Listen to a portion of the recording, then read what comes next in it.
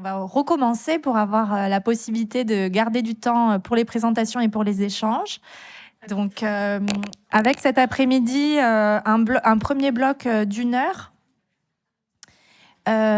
consacré à 3 présentations qui vont porter cette fois-ci davantage sur des dispositifs mis en place pour soutenir les jeunes aidants. Donc, dans un premier temps, on va donner la parole donc à Camille Vassor et Virginie Assy. J'espère que je prononce bien votre nom. Assaï, pardon. Oui, en effet. Donc, qui vont nous présenter une intervention sur retour sur 10 ans d'engagement associatif auprès des jeunes aidants. Donc, on vous laisse la parole pour une dizaine de minutes. Merci Aude. Comme l'évoquait ce matin la présidente de l'association nationale JAD, ça fait 10 ans que le premier lieu de répit et d'expression artistique a été créé en France pour les jeunes aidants. Donc 10 ans d'engagement auprès de ce public. Et j'avais pas mis la slide, je suis désolée. Dès 2016, en fait, dès la création de l'association, a été rédigé un projet politique et sociétal qui reste encore aujourd'hui le socle de nos missions. Dès 2017, on a contractualisé avec l'université Paris-Cité pour l'évaluation de nos actions et de nos dispositifs, pour avoir un appui neutre et scientifique dans le cadre de ces actions à destination d'un public qui était encore méconnu à cette époque. En 2018, on a eu la chance d'être soutenu par la CNSA et le CCAH, donc pour expérimenter l'essaimage de ce dispositif pilote que sont les ateliers artistiques Répijade. Donc c'est un essaimage qui s'est vraiment développé et accéléré au cours des dernières années. Et notre offre sur 10 années s'est aussi étoffée en fonction des retours qu'on a pu avoir des jeunes, des familles et des professionnels encadrant ces dispositifs, donc via les évaluations du LPPS. Et c'est ainsi qu'on a créé également d'autres dispositifs de répit, comme le séjour interrégional de répit et la plateforme LinkedIn. Mais ça, on en reparlera plus tard. Donc, en tant qu'association pionnière sur le sujet des jeunes aidants, on se mobilise et nous mobilisons, grâce à ce projet politique et sociétal, tous les pouvoirs et les institutions publiques afin qu'ils puissent intégrer ce sujet dans leur politique. Donc, par exemple, on est membre depuis 2020 du comité de suivi de la stratégie Agir pour les aidants. Donc, c'est la première stratégie, celle de 2020-2022, qui a pour la première fois cité les jeunes aidants avec un volet qui leur était dédié et qui a repris la plupart de nos préconisations et notamment les sensibilisations de l'éducation, enfin des professionnels de l'éducation nationale.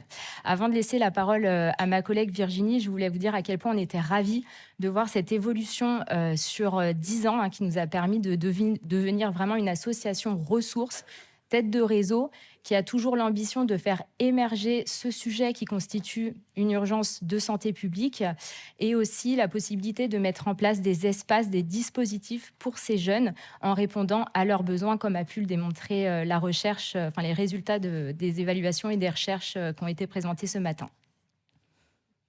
Merci Camille. On va revenir un petit peu en arrière. En 2014, le constat de l'existence des jeunes aidants est né en fait d'un constat de Françoise Zélien, psychologue clinicienne qui est directrice d'un dispositif d'appui à la coordination des parcours de santé complexes et aussi d'une équipe territoriale de soins palliatifs dans le sud de l'Essonne qui est portée par l'association SPES. Cette association apporte depuis plus de 20 ans, avec son équipe pluriprofessionnelle, un appui à la coordination des parcours de santé sur tout lieu de vie. Dans ses interventions au domicile, elle a pu repérer des situations d'enfants et d'adolescents aidants qui échappent à toute statistique et qui sont invisibles. Et surtout, l'absence de dispositifs en France pour les soutenir. Donc, la création du premier lieu de répit, d'expression et de paire aidance est née aussi, désolé messieurs, d'une rencontre entre deux femmes. Isabelle Brocard, qui est réalisatrice, et donc Françoise Zélien a collaboré en tant que conseillère technique auprès des comédiens sur un film qui s'appelle « Ma compagne de nuit ». Par le biais du langage audiovisuel qui parle à l'ensemble des jeunes de tous milieux sociaux, les jeunes parlent de leur quotidien et aussi ils font leur portrait avec en creux celui de leurs proches malades ou en situation de handicap. Ce lieu d'expression et de répit, de paix et danse, permet d'accueillir des enfants et des adolescents de 6 à 18 ans pendant les vacances scolaires en toute gratuité. Et ces ateliers sont encadrés par une équipe qui est composée d'animateurs, BAFA, de professionnels du cinéma et aussi de psychologues. Ces séjours sont pour l'ensemble des jeunes un moyen de se retrouver, de partager leur vie, de partager leur vécu et leur ressenti. Lors des échanges avec les familles, il est important que l'écoute soit primordiale. En fait, avec les familles, on échange sur leur situation, sur la maladie, sur le handicap, sur la relation aidant-aidé, mais aussi, comme le disait ce matin Céline Lacombe, sur la double aidance, c'est-à-dire le soutien moral. Ça, c'est très important. On parle aussi de la scolarité. Et aussi, ce qui est important aussi, c'est de démystifier que l'aide apportée par l'enfant ne soit pas adaptée ou pas son rôle, et que l'aide qui est apportée par le jeune aidant ne remet pas en cause la parentalité. Cette approche systémique est essentielle pour bien comprendre les besoins des jeunes aidants. Ensuite, à la suite de 3 années d'expérimentation des ateliers JAD en Essonne, on a créé l'association nationale JAD afin de faire connaître et reconnaître la place des jeunes aidants, de les rendre visibles et de les soutenir grâce à la ligne d'écoute nationale qui existe depuis presque 10 ans maintenant. L'association soutient les actions directement portées auprès des jeunes aidants et elle accompagne étape par étape les structures en France souhaitant porter un dispositif pour les jeunes aidants. Et l'association nationale modélise pour essaimer sur le territoire national.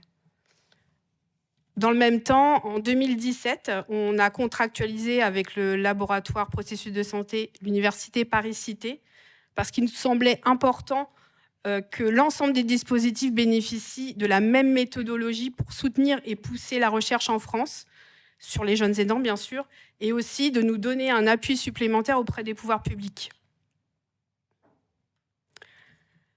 Au niveau de l'écosystème, accompagner les jeunes aidants signifie aussi bien connaître et avoir une bonne connaissance de l'écosystème qui gravite autour d'eux. Plus précisément, connaître les professionnels et les structures qui peuvent être amenés à repérer ces jeunes. Cette question des jeunes aidants est plutôt un sujet transversal qui concerne l'ensemble des professionnels de santé, du médico-social, du droit commun, les principaux acteurs de la précarité, les dispositifs d'appui à la coordination des parcours de santé, l'éducation nationale, le monde associatif, le monde du travail. Au fond, toute personne peut potentiellement repérer un jeune aidant à condition d'en avoir conscience de leur existence. Les rendre visibles, comme le dit si bien Mariama, 17 ans, aidante pour sa maman. Nous, les jeunes aidants, on a tendance à se fondre dans la masse. L'air de rien, vous ne voyez aucune différence avec les autres et pourtant, nous sommes différents. Nous avons des responsabilités que tout le monde n'a pas à cet âge-là. Je peux aussi vous relayer quelques verbatims lors des ateliers, des ateliers Répit Essonne.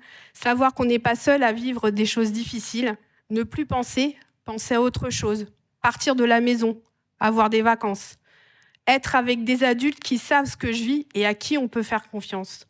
Pouvoir me reposer et souffler. Découvrir comment on fait un film d'animation et le montage. Exprimer mes problèmes en faisant un film et aussi exprimer ces choses qu'on ne peut pas dire à la personne qu'on aide. L'échange avec les professionnels autour des jeunes aidants est pour moi un maillon essentiel dans leur parcours. L'enfant et l'adolescent viennent pas seulement en répit à JAD, mais il doit ressentir qu'autour de lui, un environnement sécurisant et savoir que nous, professionnels et monde associatif, communiquons ensemble dans son intérêt. Je peux, pour finir mes propos, vous parler de A. A a 16 ans. Il est aidant pour sa maman qui a une maladie d'Alzheimer, qui a 46 ans. Et il devait rentrer au lycée. Mais malheureusement, en fait, son dossier d'inscription était incomplet. Donc, avec l'autorisation de sa maman, avec son autorisation à lui, on s'est mis en lien avec l'assistante de service social scolaire et on a pu rectifier le tir pour qu'il puisse faire sa rentrée scolaire, enfin un petit peu retardée, mais en tout cas, il l'a faite. On a pu obtenir aussi la gratuité de la cantine et la gratuité des transports scolaires. Des mises en lien, orientation, conseils et appui auprès des jeunes et des familles, c'est tous les jours. Comme vous l'avez compris, il n'y a rien qui est prévu ou protocolisé plutôt pour ces jeunes aidants en milieu scolaire. Mais heureusement qu'avec les professionnels, on arrive à fabriquer des choses et on arrive à faire des choses un petit peu de manière isolée. Je laisse la parole à Camille qui va vous présenter les différentes sensibilisations que l'association JAD a mis en place pour mieux repérer les jeunes aidants. Merci Virginie. Je vais essayer d'être assez synthétique parce que c'est vrai qu'aujourd'hui à JAD et donc sur ces 10 ans, on a développé plusieurs actions, plusieurs formes de sensibilisation parce qu'on intervient dans des groupes de travail, des comités de pilotage, des forums, des congrès, des colloques. Enfin voilà, c'est vrai qu'on intervient assez régulièrement pour apporter notre expertise au sujet des jeunes aidants. On organise aussi des webinaires à destination de tous les professionnels en partenariat toujours avec le projet JAD et des colloques qui ont lieu donc tous les 2 ans sur des thématiques différentes. Et voilà, le 3e a lieu aujourd'hui. En 2019, donc on a mis en place, grâce à cette première stratégie Agir pour les aidants, des modules de sensibilisation à destination des professionnels scolaires. Donc c'est une action qui a été donc tout d'abord expérimentée, qui a donné lieu donc à une évaluation et donc à l'étude Educare. Et il est ressorti de cette étude que voilà, il fallait absolument poursuivre ces sensibilisations car grand nombre de professionnels scolaires qui côtoient des jeunes aidants au quotidien ne connaissaient pas forcément ce terme et tout ce que ça pouvait impliquer. Il en résulte également le guide de sensibilisation dont vous a parlé ce matin Géraldine et qui va être voilà, un outil vraiment précieux pour repérer et accompagner ces jeunes dans le milieu scolaire. Parallèlement, on a aussi mis des modules en place à destination des professionnels de santé, des agents sociaux, médico-sociaux des départements. Et force est de constater qu'il y a quand même des milieux, des domaines dans lesquels les jeunes aidants sont très peu identifiés. Et donc, au-delà de ces sensibilisations, on accompagne et on forme aujourd'hui toutes les structures qui souhaitent porter un dispositif pour les jeunes aidants sur leur territoire. Donc, il s'agit de l'essaimage des ateliers artistiques Répit JAD, à partir duquel, en fait, on a créé donc un label, c'est-à-dire qu'il y a un label, c'est-à-dire que c'est garant voilà, de la qualité, de la pertinence du dispositif qui est porté par JAD ou par nos partenaires en région. Et donc, en fait, tous les ateliers, les dispositifs, si je puis dire, parce qu'atelier, c'est réducteur, parce qu'il y a atelier, il y a séjour, enfin voilà, il y a en résidence, pas en résidence. Donc, on va dire dispositif, ça va englober l'ensemble de cette action. Ils sont construits sur la base des mêmes critères, des critères qui ont été créés, qui ont été pensés en s'adaptant aux besoins des jeunes et des familles et qui ont eu aussi parfois vocation à évoluer en fonction des retours qu'on pouvait avoir. Donc, ce sont tous les ateliers, enfin tous les dispositifs labellisés JAD en France sont entièrement gratuits pour les jeunes et les familles, composés d'une équipe pluriprofessionnelle, dont des psychologues, avec un média, que ce soit le cinéma, le théâtre, la radio, la photo, la danse, peu importe, du moment que ça permet aux jeunes aidants de pouvoir s'exprimer sur leur situation. On est aussi très vigilant à ce qu'il y ait un équilibre entre les temps de répit et les temps d'expression. Et les familles sont partie prenante au dispositif. Donc ça rejoint l'approche systémique dont parlait Virginie tout à l'heure. Donc elle participe aux réunions d'information, aux réunions bilan. Voilà, pour nous, c'est extrêmement important d'avoir une vision d'ensemble de la situation d'aidance, même si le dispositif est dédié donc aux jeunes aidants. Chaque dispositif se finalise aussi par une restitution de ce qu'ils ont produit pendant le séjour. Et enfin, donc, tous les dispositifs labellisés JAD sont évalués par nos partenaires de l'Université Paris-Cité. Et donc, c'est quelque chose qui est pour nous essentiel parce que notre objectif, c'est de pouvoir faire avancer les choses, faire émerger le sujet, mais avec toute la prudence qui s'impose lorsqu'on accompagne un public fragile, vulnérable et d'autant plus lorsqu'il est mineur. Dans le cadre de cet essaimage, donc à la création de l'association, on a fait le choix stratégique de s'appuyer sur des structures déjà implantées sur leur territoire, donc ont déjà une connaissance de l'écosystème qui a été présenté par Virginie tout à l'heure. Et en fait, c'est très riche de travailler avec des structures au profil varié, que ce soit des associations de famille, des associations d'aidants, des plateformes de répit, ou encore la Maison des adolescents de l'Ariège, qui va présenter aussi son projet tout à l'heure et qui, depuis cette année, porte des ateliers, des dispositifs labellisés Jade.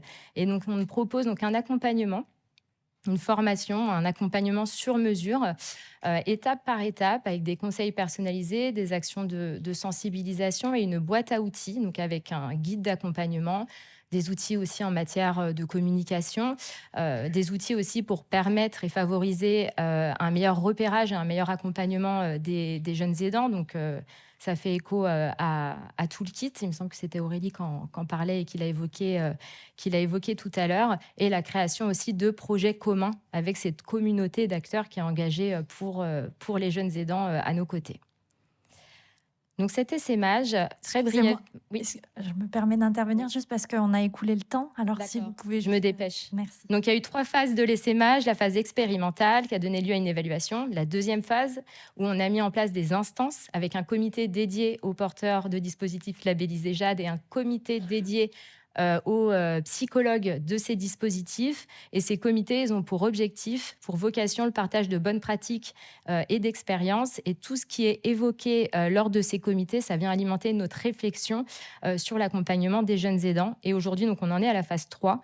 Et c'est vraiment pouvoir poursuivre et aller plus loin dans cet accompagnement des jeunes avec un accompagnement personnalisé et la mise en place aussi d'un nouveau modèle économique pour que les dispositifs Jade puissent bénéficier de fonds pérennes publics. Donc, on a initié un travail avec les ARS, ça reste inégal sur le territoire, et on travaille depuis 2022 avec l'ANCV, donc l'Agence nationale pour les chèques vacances.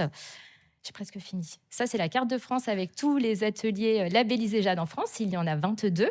Donc, je ne vous citerai pas tous, mais je sais qu'il y a beaucoup de porteurs de projets dans cette salle et je suis ravie de vous compter parmi nous aujourd'hui. Cette carte, vous pouvez la retrouver sur notre site internet. Et enfin, donc, quand je parlais de projets communs co-construits avec nos partenaires, il s'agit donc prioritairement du séjour interrégional, donc, qui a été créé post-Covid, grâce au retour qu'on a pu avoir des jeunes qui, isolés du fait de leur situation, en fait, n'avaient pas forcément la possibilité de partir en vacances.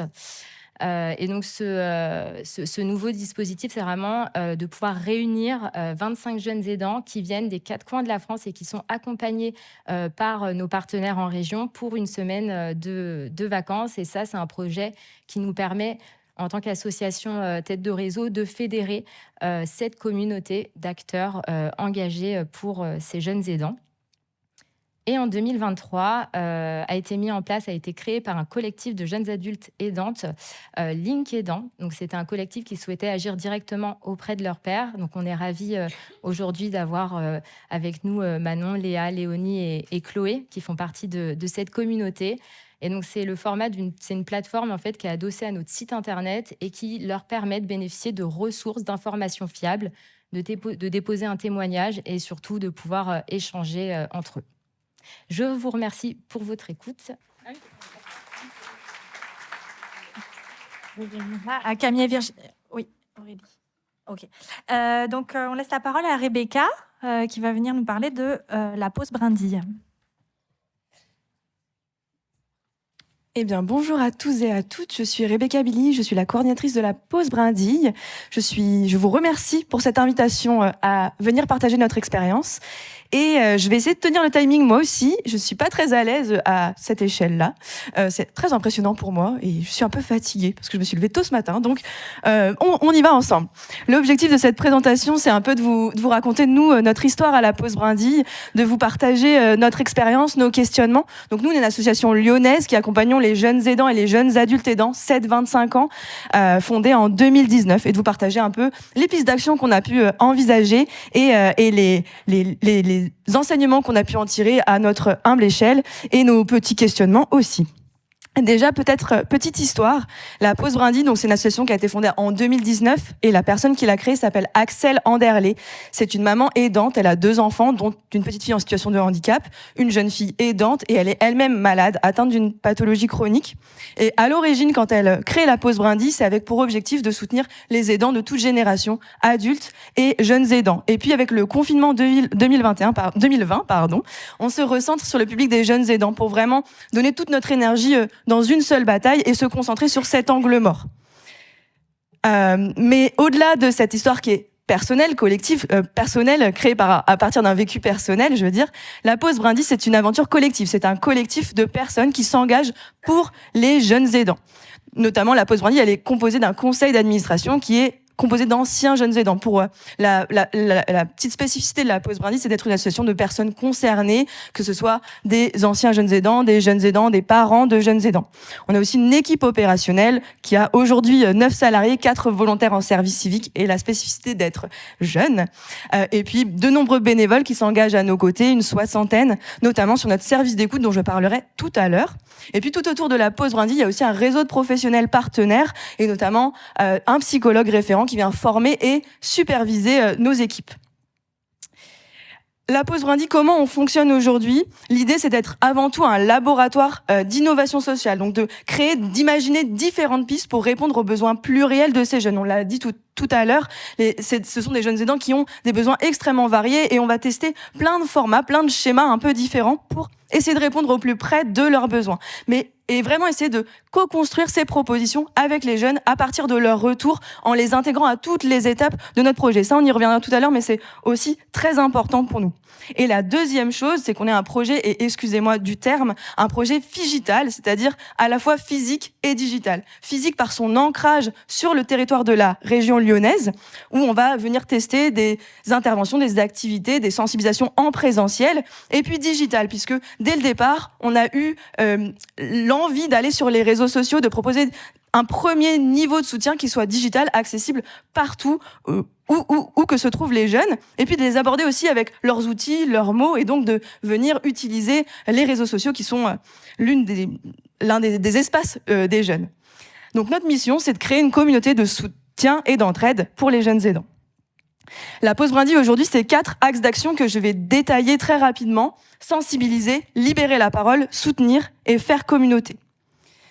D'abord, la sensibilisation. Donc, on l'a dit, ce sont des jeunes qui sont très peu identifiés, qui ont du mal à s'auto-reconnaître dans ce terme-là. Et donc, on va venir sensibiliser sur notre territoire et en digital pour les identifier. Tout d'abord, on intervient en milieu scolaire. Donc, on fait des stands et des ateliers auprès des jeunes directement. Depuis 2020, donc le début du lancement de nos projets, on a rencontré à peu près 6000 jeunes de 13 à 25 ans. Et on se rend compte, évidemment, qu'une grosse proportion d'entre eux sont concernés. Donc, à peu près 15%, ce qui rejoint globalement les chiffres des études.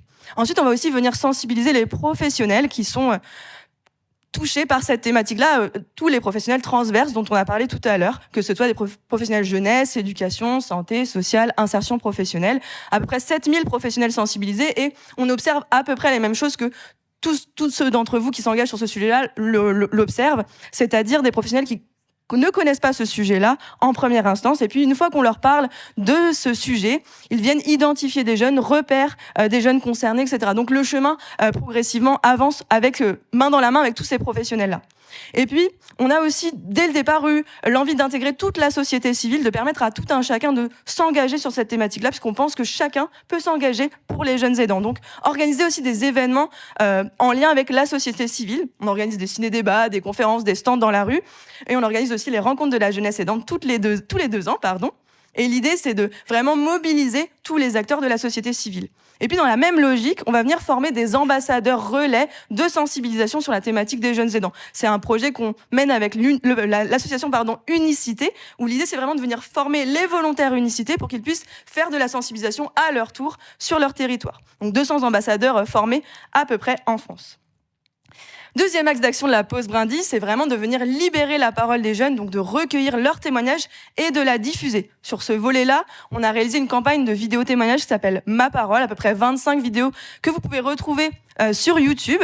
Et l'idée, c'était vraiment de capter un retour qui soit brut, sans filtre, et de montrer aussi la diversité des situations de jeunes, des besoins, des difficultés. on a aussi réalisé un podcast qui s'appelle Bien caché, qui donne la parole aux enfants aidants, où il y a 11 épisodes, dont le dernier est aussi le retour des parents. Et ça a fait aussi le lien avec ce qu'on a pu entendre tout à l'heure. Et on diffuse beaucoup de mini-témoignages sur Instagram et TikTok. L'idée, c'est vraiment de venir permettre une meilleure circulation de la parole, d'augmenter le sentiment de considération et de réduire celui d'isolement et de partager une parole sans filtre. Mais je vous l'ai déjà dit. Troisième axe d'action de la pause brindille, donc le soutien. Qu'est-ce qu'on propose à ces jeunes directement? Et la première action qu'on a lancée, enfin en concomitance avec nos activités sur Lyon, c'était le service d'écoute Brin d'écoute. Donc on a lancé en sortie des multiples confinements, donc en 2021. Pour revenir sur la petite histoire du service d'écoute, donc en 2020, pendant le confinement, à la pause brindille, on reçoit plein de messages de jeunes concernés, notamment via les réseaux sociaux, qui sont en grande détresse, et on se dit, il faut qu'on construise un espace où ils peuvent parler de manière digitale, quelle que soit la situation et où qu'ils se trouvent. Donc, passer par le digital, c'était l'idéal. Et puis, en 2020, on réfléchit à ce service d'écoute, on pense à réaliser un service d'écoute tenu par des psychologues, et puis on commence dans la logique de co-construction avec les jeunes à recueillir aussi leurs besoins. Et les retours que les jeunes nous ont fait à ce moment-là, c'était vraiment d'avoir un service d'écoute, oui, mais pas un service d'écoute qui était tenu par des psychologues, plutôt qui était tenu par des jeunes concernés et d'avoir une parole qui se libère entre pairs. Et c'est pour ça qu'on a lancé le service d'écoute Brin d'écoute, donc un service qui est tenu par des jeunes adultes, évidemment formés et supervisés par un psychologue, mais qui propose une parole entre pairs. Donc aujourd'hui, ce service d'écoute, il propose deux actions deux actions complémentaires, pardon. Une écoute individuelle sur 3 permanences par semaine, sur une écoute qui est gratuite, anonyme, confidentielle, qui est accessible via une plateforme de chat et qui permet aux jeunes de parler, d'être écoutés et d'être redirigés s'ils en ont besoin. Et il propose aussi des temps d'échange collectifs en visio. Comme je l'ai dit, c'est un projet qui répond à un principe de pair et danse. Donc les personnes qui répondent, qui animent ces temps d'échange, ce sont d'autres jeunes. En moyenne, le service d'écoute, c'est à peu près 150 jeunes qui nous appellent par an, avec un nombre d'entre eux qui rappellent régulièrement. Alors quand je dis appel, en général, ils partagent des messages. Soutenir, c'est aussi les activités Brin de partage qu'on a lancées sur la métropole de Lyon en 2021 aussi, en sortie de confinement. Donc ce sont des activités qui sont ouvertes aux jeunes à partir de 7 ans jusqu'à 25 ans sur 3 tranches d'âge bien distinctes, enfants, adolescents et jeunes adultes. Et l'idée, c'est vraiment de proposer des temps conviviaux et des ateliers plusieurs fois par mois, donc avec une régularité. Sur cette activité-là, on accueille une dizaine de jeunes, entre 8 et 10 jeunes. Et le format, c'est d'avoir un atelier autour d'un thème. Ça peut être un atelier cuisine, ça peut être un atelier théâtre, ça peut être une sortie escape game, ça peut être un atelier yoga, enfin tout un ensemble d'activités, et d'y associer aussi un temps d'échange entre jeunes pour favoriser l'expression des difficultés, des besoins, des sentiments entre pairs, partager ses émotions, et puis aussi s'offrir une pause, rire, s'amuser entre jeunes. Voilà, donc un petit retour de ce que Brin de partage, donc les activités peuvent apporter aux jeunes et à quel point ça peut aussi répondre aux besoins qu'ils expriment eux-mêmes, en tout cas les jeunes qui participent à ces activités-là. Donc la rupture du sentiment d'isolement qui revient très fréquemment. L'idée aussi que c'est important d'avoir un espace à soi et le sentiment de considération avec une expression des besoins ou une parole qui se libère progressivement. Soutenir, c'est aussi un projet qu'on a lancé plus récemment, donc le projet Ambassade Brindille, lancé en septembre 2023, qui a pour objectif là de s'inscrire vraiment dans un établissement scolaire, au sein d'un établissement scolaire, et de venir créer une safe place à destination des jeunes aidants. C'est un projet qui se pense en étapes, donc d'abord avec la sensibilisation des professionnels et des élèves au sein de l'établissement scolaire, puis la nomination d'un adulte référent au sein de cet établissement scolaire, et enfin le recrutement et la formation d'élèves qui vont animer des temps d'échange réguliers au sein de leur établissement scolaire. Donc aujourd'hui, le projet Ambassade, donc il débute. C'est un projet où il y a 2 établissements qui sont conventionnés et 3 qui sont en cours de conventionnement, et à peu près 90 jeunes concernés sur ces 2 premiers établissements qui ont envie de participer à ces temps d'échange. Donc c'est un projet qui est très prometteur parce qu'on l'a dit, c'est très important aussi de venir au sein des établissements scolaires, de libérer la parole et de créer des espaces d'écoute pour ces jeunes-là où ils se trouvent, donc au sein de leurs établissements scolaires, et de donner les clés aussi aux professionnels pour les accompagner, les identifier, les repérer. Et je m'arrêterai avec les 2 dernières slides, promis. La pause brindille, et c'est notre dernier axe, c'est le développement d'une communauté à destination des jeunes aidants. Donc cette communauté, elle passe avant tout par le digital, par Instagram et TikTok, où notre objectif, c'est vraiment de créer une communauté à destination des jeunes aidants, une communauté digitale qu'on appelle la Tribu Brindille. Aujourd'hui, sur ces 2 réseaux, on cumule à peu près 30 000 abonnés et on va vraiment partager du contenu, des témoignages, des conseils, des astuces, des ressources et animer des espaces d'échange entre jeunes. Notamment, on a un canal Instagram où des jeunes se contactent entre eux régulièrement. Ce qu'on en retire de cette aventure numérique, aventure digitale, c'est vraiment la libération de la parole à travers le digital dans un relatif anonymat, une forte volonté aussi de témoigner des jeunes, mais c'est aussi un engagement qui est relativement lourd, qui est très chronophage, avec des algorithmes qui sont relativement instables. Donc c'est un engagement qui est constant, en tout cas pensé par le digital et les réseaux sociaux. Et enfin, le développement d'une communauté, c'est l'organisation d'un festival qu'on organise tous les 2 ans sur Lyon. Donc, c'est le Tribu Brindille Festival, une grande journée de fête, de partage à destination de tous les jeunes aidants de 7 à 25 ans. Et là, l'objectif, c'est vraiment de proposer un condensé de la pause Brindille. Donc, avec des témoignages, des temps très festifs, des ateliers, des temps de fête, un DJ set, des food trucks. Enfin, voilà, d'avoir vraiment un condensé, un arc-en-ciel de tout ce que peut être la pause Brindille et d'accueillir un nombre conséquent de jeunes pour leur permettre de se rendre compte qu'ils sont nombreux à vivre ce qu'ils traversent ensemble. 2 éditions, je ne l'ai pas dit, mais c'était 2 éditions, donc le Tribu Brindille Festival. Première édition en 2022, on a accueilli 70 jeunes. Et en 2024, donc en juillet dernier, on a pu accueillir 130 jeunes. Et c'était une très, très belle journée. Nous aussi, on a fait notre petit nuage de mots qui est sur le côté, voilà, avec plein de mots positifs. Donc on est aussi content de ce que ça peut créer, même si c'est une seule journée dans une vie, ça reste quand même une très, très belle journée. Voilà, c'est aussi un rassemblement de la communauté en physique, parce qu'il y a des jeunes qui se connaissaient que à travers les réseaux sociaux, qui sont venus se rencontrer sur cette journée-là. Et ça, c'est aussi très très beau de pouvoir matérialiser cette communauté digitale dans un temps en présentiel. Voilà, donc j'ai parlé peut-être très très vite, j'espère avoir été claire. En tout cas, je vous remercie pour votre attention et nos coordonnées s'affichent sur la slide. Merci beaucoup.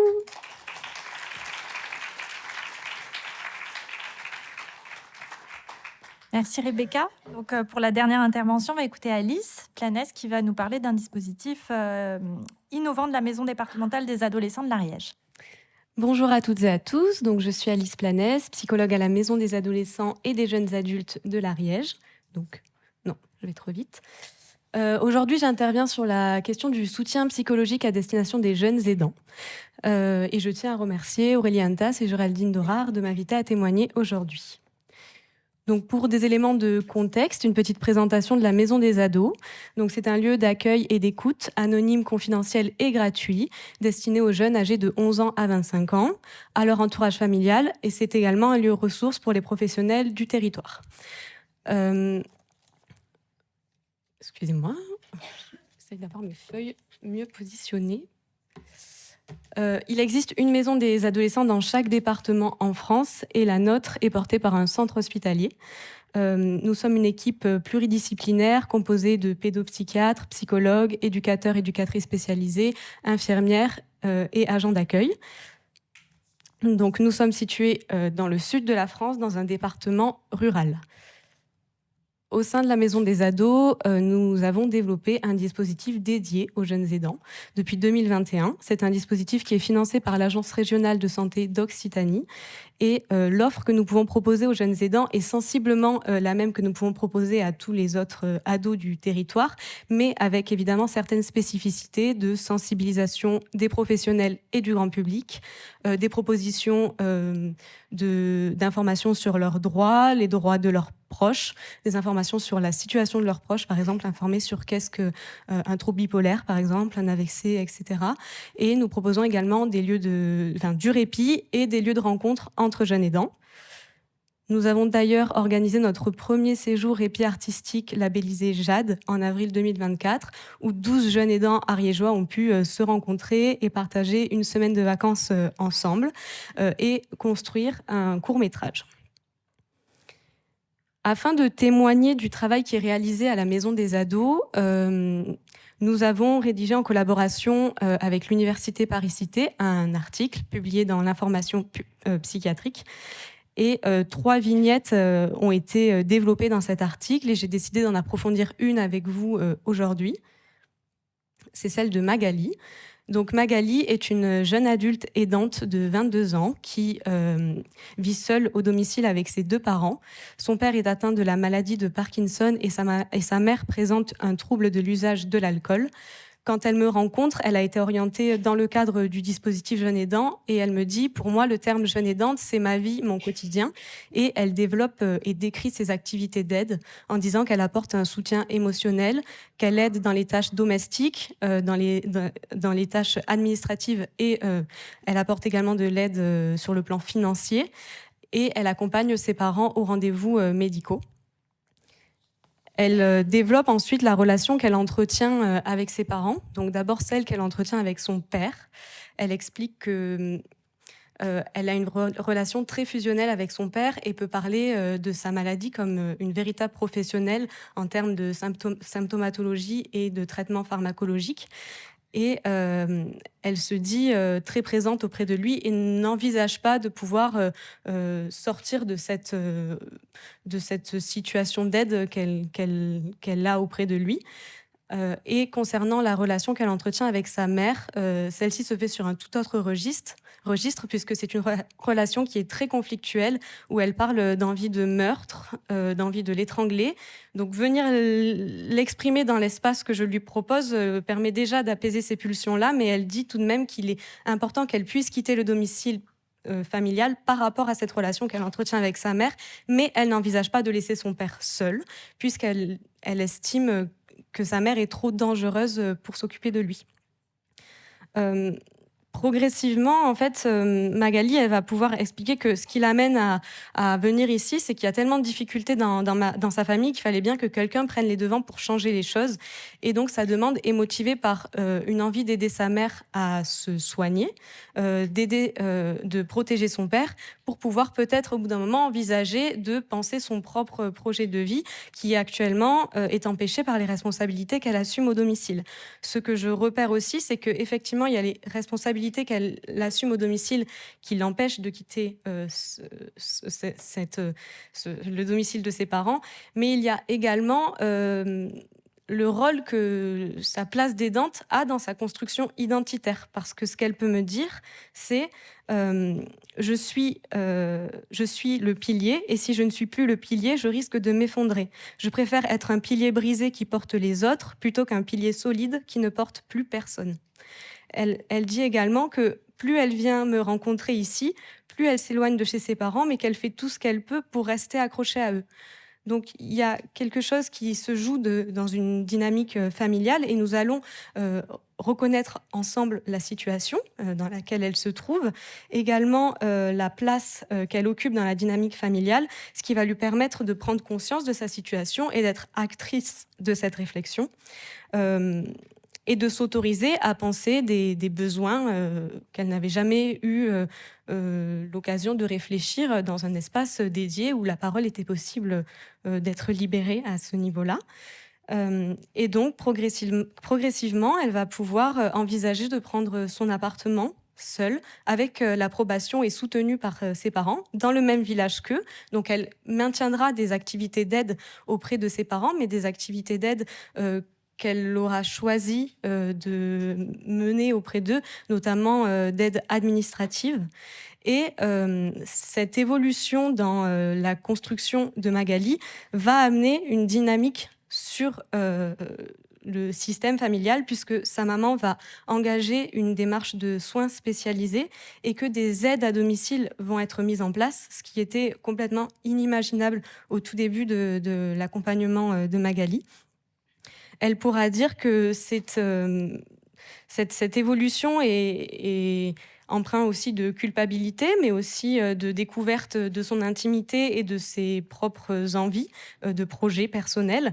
Et elle peut aussi, même si c'est toujours sous un registre assez infantilisant, dire que mes parents ont grandi. Qui va lui permettre, elle, de penser sa possibilité de construire pour elle, même si cette perspective s'accompagne d'angoisse, parce qu'elle dit ne pas savoir comment s'occuper d'elle-même. Donc cet axe de travail principal va devenir l'axe principal de l'accompagnement que je proposerai à Magali.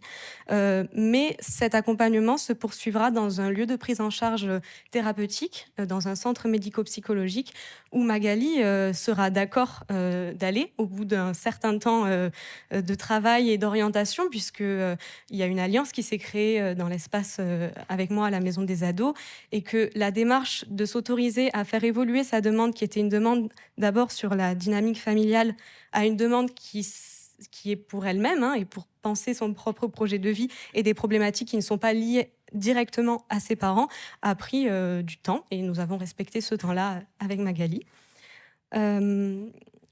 Voilà ce que je pouvais vous dire sur cette vignette de présentation d'accompagnement. Concernant les éléments de conclusion, donc nous, ce qu'on repère à la Maison des Ados, c'est qu'il est nécessaire de reconnaître la situation des danses pour permettre à ces jeunes de mieux comprendre la place qu'ils occupent au sein de la dynamique familiale, de valoriser leur situation et les compétences qu'ils ont été amenés à y développer, mais aussi les difficultés qu'ils y rencontrent. Les questions qui traversent aussi l'accompagnement que nous pouvons proposer à la Maison des Ados, c'est la question de comment intégrer le dispositif Jeunes Aidants au sein de la Maison des Ados en préservant ses missions d'accueil généralistes et sans condition, puisqu'à la MDA, nous accueillons tous les jeunes sans critères, mais que nous avons donc maintenant cette spécificité autour du dispositif Jeunes Aidants et que nous cherchons à maintenir un équilibre dans cet accompagnement de l'adolescence, avec toutes les problématiques qui peuvent y être associées, et de l'entrée dans l'âge adulte, et la question de l'aidance. Le deuxième point sur lequel nous sommes aussi vigilants, c'est comment assurer un nécessaire travail de réseau pour accompagner les jeunes aidants à l'échelle du département, puisque c'est un travail qui se co-construit autour d'un écosystème qui implique de nombreux acteurs, hein, comme on a pu le voir tout à l'heure. Ça, c'est ce que j'avais présenté lors du deuxième colloque français sur les jeunes aidants, plutôt la dimension de partenariat, et qui est vraiment cruciale et qui ne cesse de se travailler tout au long du développement de ce dispositif, en accompagnant les professionnels à repérer les jeunes aidants et à leur proposer des réponses adaptées à leur situation, en étant créatifs, mais en mobilisant le réseau qui est existant sur notre territoire et au-delà. Merci pour votre attention. Je me tiens disponible pour toute question après ou plus tard.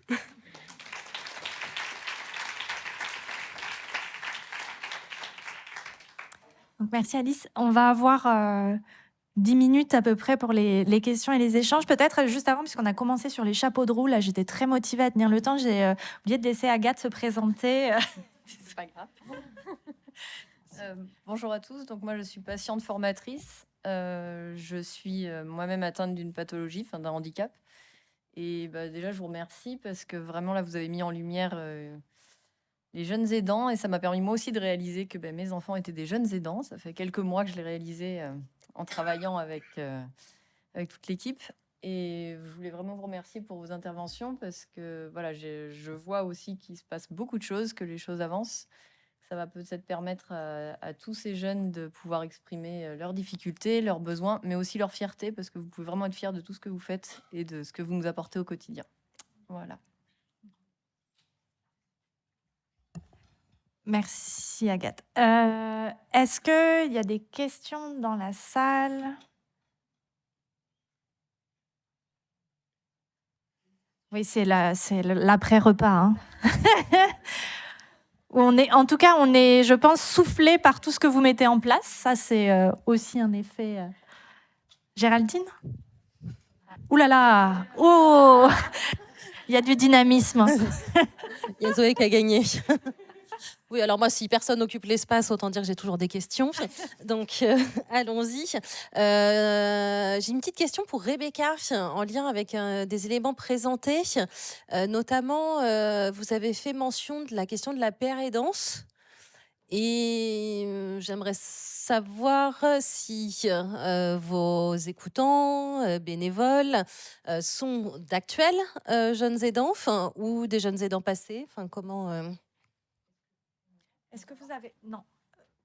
Ah, c'est le micro piégé qui ne marche pas? Sinon... Alors, non, c'est bon? Toujours pas. Ça va venir? Ah, ça vient. Oui, pérédance, oui, c'est un terme qui est, je sais, est très utilisé dans tout un ensemble de sphères et qu'on peut-être n'utilise pas de la bonne manière. En tout cas, ce qu'on entend par pérédance quand on parle du service d'écoute, c'est de l'écoute de jeune à jeune, donc entre jeunes. Et la plupart des bénévoles écoutants sont effectivement concernés, en tout cas souvent anciennement concernés, puisque l'objectif n'est pas de les mettre en difficulté et n'est pas non plus de ne pas répondre à un besoin qui peut exister. Beaucoup de jeunes, en tout cas dans mon expérience, beaucoup de jeunes aidants ont aussi souvent l'envie d'aller aider d'autres jeunes, et c'est pas l'objectif de les mettre dans cette posture, toujours plutôt de les recentrer sur eux, leurs propres besoins, leurs propres difficultés.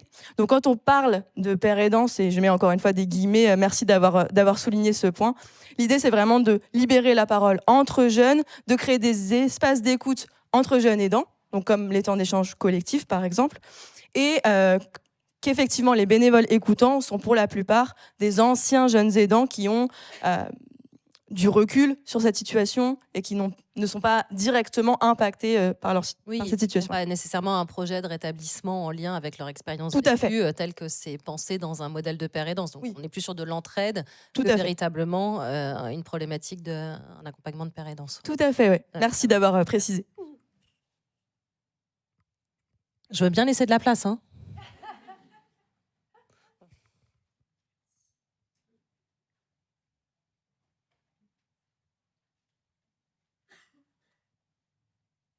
Bonjour, merci. Moi, c'est la question du temps que je me pose, parce que depuis ce matin, je me la pose, de la temporalité de tous ces projets, de toutes ces recherches, de toutes vos études. J'ai regardé sur Internet tout à l'heure, sur GED, il y a plein de recherches qui sont encore en cours. Alors, comme Camille disait, ça fait 10 ans que Jade travaille sur ces projets d'atelier répit. Est-ce qu'on peut se parler, enfin, je sais pas, vous pouvez donner des éléments sur la temporalité, combien de temps il faut pour monter un projet ou voilà. Merci. Merci pour cette question. Alors, après, il n'y a pas la temporalité pour monter un projet. Je veux juste préciser la question. Un projet un dispositif labellisé Jade, c'est ça? Ou un projet, peu importe lequel? Ah, bah moi je peux répondre pour Jade. Après, les autres dispositifs, je ne sais pas. Donc, ce qu'il faut savoir, c'est que Marie-Claire Chavaroche va porter en 2025 un séjour artistique Répit Jade sur le territoire du Puy-de-Dôme. Alors, en fait, ça dépend de la structure. Quand on nous contacte et quand l'équipe commence un accompagnement d'une structure, ça dépend notamment des moyens financiers. D'où la nécessité de penser un nouveau modèle économique pour ces dispositifs de répit. Et ensuite, ça va aussi dépendre, est-ce que l'écosystème de professionnels qui gravitent autour des jeunes aidants sur ce territoire sont déjà sensibilisés au sujet. Donc, il y a 2 questions principales. C'est des questions qui ressortent très régulièrement dans le cadre de nos comités. C'est une question financière et une question de repérage et de ressources. Ouais. Donc, ça peut prendre... Il y a des ateliers en 6 mois, ils vont être montés et ils vont avoir repéré des jeunes parce que dans le cadre, je sais pas, quand c'est une plateforme de répit, par exemple, ils vont suivre déjà des situations où il y a des jeunes aidants et donc des jeunes vont être nécessairement repérés plus vite. D'autres, ça peut mettre 1 an et demi. En fait, ça varie vraiment d'une structure à l'autre et d'un territoire à l'autre parce qu'en fonction des territoires, ça reste quand même assez inégal. Peut-être, juste pour compléter, pour rebondir, je suis tout à fait d'accord avec ce que dit Camille. Ça dépend vraiment du territoire dans lequel on s'inscrit et du réseau qu'on a autour de nous. Mais ce qui est certain, c'est que ça prend du temps pour sensibiliser, pour détecter des jeunes, pour mobiliser des partenaires. Ça demande malgré tout du temps et un temps qui peut être long. Et l'idée, c'est que si on veut se lancer, il ne faut pas perdre espoir, pas perdre patience et persévérer parce que ça, finalement, on finit par toucher les fruits de son travail, même si c'est long. Et c'est peut-être le message que nous, à la Pause Brindille, on a envie de faire porter. Finalement, ça a été relativement long pour créer. Et pourtant, on est sur un territoire quand même relativement dynamique. C'est la métropole de Lyon. Enfin voilà, on a plein d'espaces. C'est facilitant, notre territoire, par rapport à d'autres. Mais c'est long. Ça prend 1 an, 2 ans. On est toujours en train de continuer le travail de maillage, de sensibilisation, de repérage. Donc ça prend du temps, il ne faut pas négliger ce temps-là. Il faut pas non plus. C'est incompressible aussi. Et donc, faut persévérer, je dirais. Je ne sais pas si ça répond à la question. Et je vais juste ajouter aussi quelque chose par rapport au temps, c'est-à-dire qu'il y a le temps aussi des familles et le temps aussi de la réflexion et de bien comprendre, en fait, mon enfant est aidant, je suis un mauvais parent, ça remet en cause ma parentalité. Toutes ces réflexions-là et ce temps est très important à respecter parce que chaque famille est différente, chaque histoire est différente, culture différente. Et il y a aussi, il ne faut pas oublier, il y a des enfants, des adolescents qui vivent en village d'enfants et pour autant, ils sont quand même aidants parce qu'ils rentrent chez eux et ils sont toujours aidants. Et il y a la charge mentale aussi, ils sont aidants aussi tout le long. Il faut penser aussi que ces structures, il faut demander des autorisations à l'aide sociale à l'enfance. Donc il faut aussi apporter aussi beaucoup de précisions sur nos organisations, sur comment va se dérouler les séjours, par qui c'est encadré. Donc tout ça aussi représente du temps, mais il faut rester souple et compréhensif et pouvoir respecter le temps de chacun, qui n'est pas souvent le même en fonction de nos différentes missions. Voilà. Je demande, parce que on est timé. Non, je plaisante. Juste après, très très brièvement, parce que Marie-Claire, vous avez évoqué aussi les études. Et c'est pour ça que c'est très intéressant d'avoir ce partenariat, qu'on soit partenaire depuis 2017 avec nos partenaires, avec l'Université de Paris-Cité, donc qui ont développé le projet GED. Et justement, on essaie aussi toujours de faire écho entre les études qui sont développées et les dispositifs et les actions que nous, on met en place sur le terrain. En fait, c'est toujours très en lien. Vous voyez, il y a eu l'étude Educare parce qu'il y a eu les actions de sensibilisation à destination des professionnels de l'éducation nationale. Et voilà, on essaie toujours de tirer des conclusions et des constatations des résultats de chaque étude pour nous ensuite pouvoir développer des actions qui répondent aux besoins de ces jeunes et de leurs familles sur le terrain.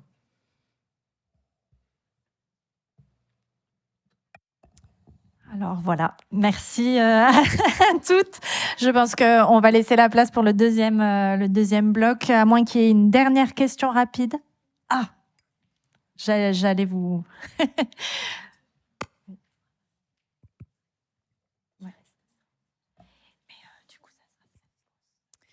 Bonjour, merci pour la présentation de ces dispositifs qui existent notamment parce qu'ils sont portés par beaucoup de structures qui se sont montées autour d'une intention claire et d'un objectif d'accompagner les jeunes aidants. Quels seraient les conseils que vous donneriez à des territoires qui n'ont pas nécessairement une structure qui se positionne de cette manière-là et qui seraient plutôt dans une logique de collectif en se disant les jeunes aidants ne sont le sujet d'aucun d'entre nous mais il est le sujet de tous? Et quels seraient les acteurs clés? Parce que je vois la Maison des adolescents et je me dis, c'est pas nécessairement un acteur bien repéré, notamment des acteurs qui œuvrent auprès des aidants.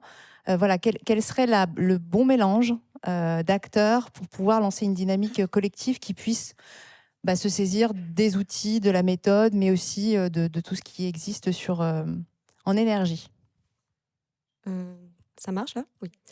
Moi, je peux répondre par rapport du coup à la Maison des adolescents. La chance qu'on a eue, c'est qu'il existait une association qui s'appelait Jeunes aidants Occitanie, dont la présidente en fait faisait partie du centre hospitalier qui porte notre Maison des ados et qui a donc développé tout un projet et des demandes de financement auprès de l'ARS. Donc là, nous, c'est l'ARS qui finance complètement le dispositif et qui l'a renouvelé là pour les 5 prochaines années et qui s'était engagé à le développer sur les autres départements de l'Occitanie et après potentiellement sur le territoire national. Pour le moment, c'est resté au niveau de l'Ariège, mais voilà, moi c'est ce que je peux dire. C'est vrai que c'est plus des questions de personnes sur le territoire et de volonté politique et de financement. Oui, on en a parlé tout à l'heure par rapport à l'écosystème. Donc, il faut bien connaître, comme on le disait tout à l'heure, l'écosystème qui gravite autour des jeunes aidants. Les maisons, alors les MDE, les CCAS, les PMI, enfin voilà, toutes ces structures qui peuvent potentiellement rencontrer des jeunes aidants. Oui, bien connaître l'écosystème paraît essentiel, en tout cas pour constituer et porter, en tout cas pour constituer un atelier JAD ou d'autres ateliers pour les jeunes aidants. Et après, ce qui est intéressant aussi dans cette idée de collectif, c'est que chacune des structures qui en fait partie a ses propres compétences, ses propres ressources et peut identifier aussi des jeunes dans des situations très différentes, que ce soit des jeunes qui accompagnent une maman qui a un cancer du sein ou ça me fait penser à beaucoup de jeunes aussi qu'on peut accueillir, et là notamment cette année sur les ateliers du Rhône, des jeunes qui ont des frères et sœurs qui ont un trouble autistique. En fait, c'est intéressant cette idée de collectif. Et je pense que, en fonction de des objectifs de ce collectif, faire connaître le sujet des jeunes aidants sera facilité, d'autant que le collectif sera grand et pluridisciplinaire, et aussi pour la mise en place d'actions de soutien aux jeunes aidants.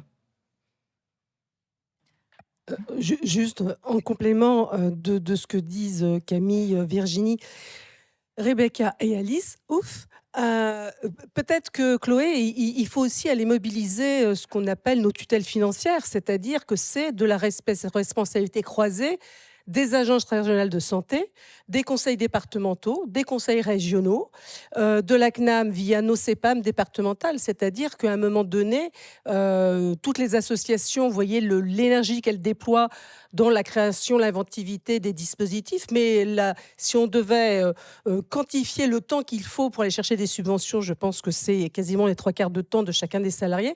Et donc, en fait, je pense que vraiment, la réponse, c'est sollicitons, mobilisons les territoires où ça ne frétille pas du côté de la question des jeunes aidants. Allons voir nos tutelles financières, les ARS notamment. On voit bien que quand une ARS s'empare du sujet, eh bien, évidemment, ça va beaucoup plus vite au développement et qu'il faut bien croiser avec aussi les missions des conseils départementaux et des conseils régionaux. N'oubliez pas les CAF, les CEPA, mais une fois que vous avez réuni tout ce petit monde, vous avez tous les financiers. Merci, je crois que Aurélie me fait signe que là, cette fois, c'est la bonne. Donc, on va passer au deuxième bloc de l'après-midi, et je vous rappelle que pendant la pause, vous pourrez voir les vidéos qu'on n'a pas eu le temps de regarder, donc restez un petit peu à la pause. C'est 5 minutes. Voilà. Merci à toutes pour vos interventions.